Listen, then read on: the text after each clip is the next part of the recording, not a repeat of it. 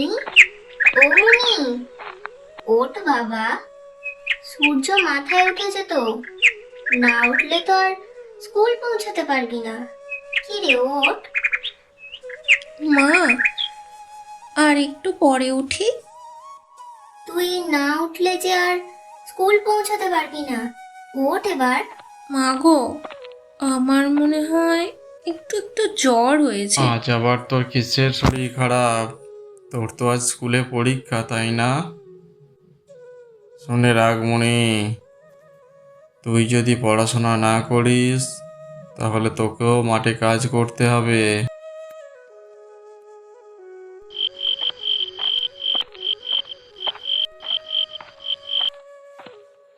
তুমি এখানে কি করছো? তোমার স্কুলের মাস্টার মশাই তো তোমায় খুঁজছে। পড়াশোনা করতে আমার ভালো লাগে না।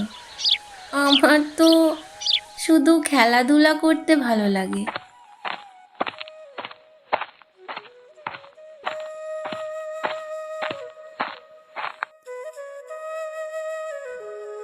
মনি, পড়াশোনা করবি না, আবার বাড়ির জিনিস নষ্ট করবি? কাল তোর স্কুলের স্যার এসে আমায় সব বলেছে। তুই নাকি স্কুলে না গিয়ে নদীর ধারে খেলা করছিলিস। তুমি ওকে এত বকো না, ও তো ছোট। কদিন পর একটা উপায় ঠিক বের হবে।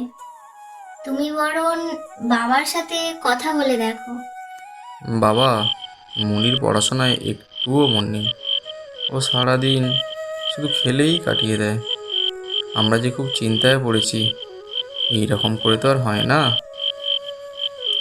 হুম হুম, এটা তো সত্যি চিন্তার কথা।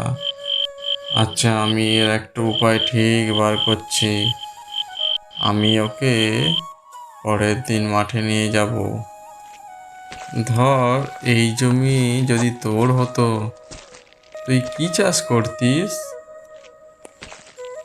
আমি আমি তো আম, জাম, কাঁঠাল চাষ করতাম, আর সেই ফল রোজ হাটে বিক্রি করতাম।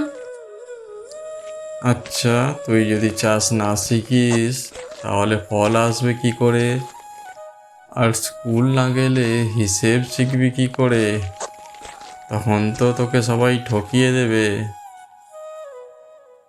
আরে মিঠু, তুই কাঁদছিস কেন?